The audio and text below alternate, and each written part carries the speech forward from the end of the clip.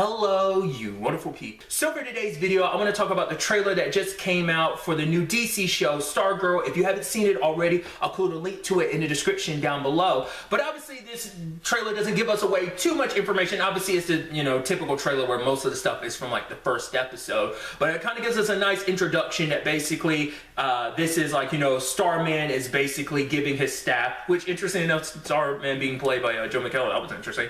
He gives it to Luke Wilson, which that's Stargirl's, I think I was reading her stepfather. It might just be her dad, but he might be playing her stepfather. But it was more so like, oh, we need to find someone who can, the staff kind of chooses who it goes to type of situation, and it ends up going to his daughter slash stepdaughter, whatever that situation is.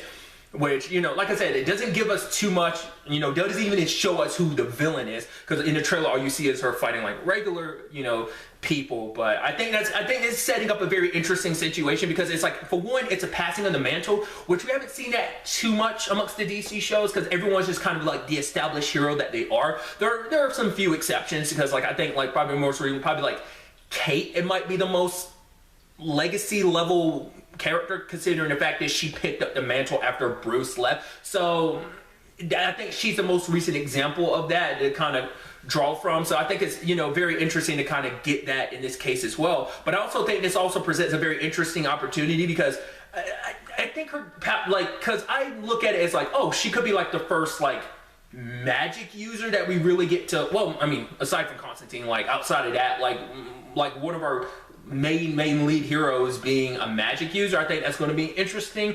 The fact of the matter is, it might more so not count as magic. It might count as like more cosmic powers, which still that's going to be very interesting, because she's also going to be the first hero that gets her powers from something else. Once again, I forget about Vixen, but just because most of the heroes that have been set up like either are just regular people that are very skilled, like like your Green Arrows, like some of the legends who obviously like some of that kind of falls into the category of like having equipment, like in like Ray's case, or Kate's case as well, kind of being like a combination of the two. But others are metahumans like Barry and Jeff, or an alien like Kara. So it's definitely going to be interesting to see someone have, because obviously it kind of falls like into that Shazam level of like your powers come from something else. In this particular case, her powers come from the staff and everything. So I think that's going to be a neat addition to this whole situation.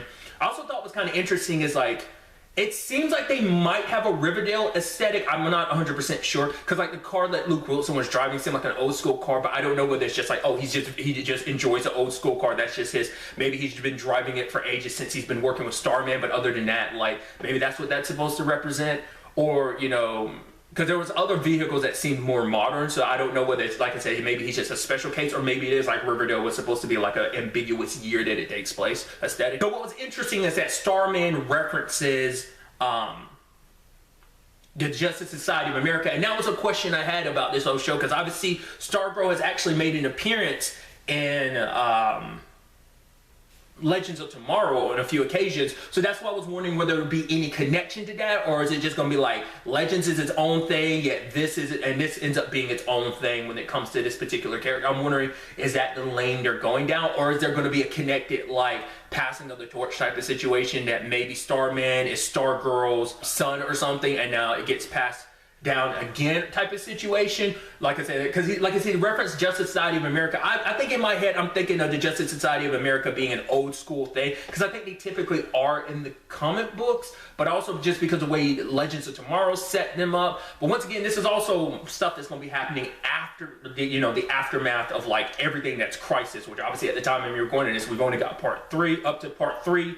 Part 4 and 5 don't air until January, so maybe because I think I made a video where I talked about, I was reading somewhere that she was actually going to make probably a cameo appearance in the Crisis event. So we'll see what ends up happening because of that. But I'm curious to see like in the long run, like I said, whether or not it is just like aesthetically it's a certain year, or it is present day. I'm curious to see what they end up doing. Another bit of information that should be also considered as well, this is something I actually talked about in a video a little while back, was the fact is that Stargirl is actually going to premiere on both DC Universe and the CW. Basically, it's going to air on DC Universe first, and then it's going to air on like the CW later. It might even be the next day. I don't remember. So once again, that's just kind of a very unique situation. And like I brought up before, it's kind of similar to the Doom Patrol situation in a certain regard. But I'm very curious to kind of dive into this. Obviously, a character I'm not that familiar with, because even when we got introduced to her in Legends, we only got her a little bit here and there. So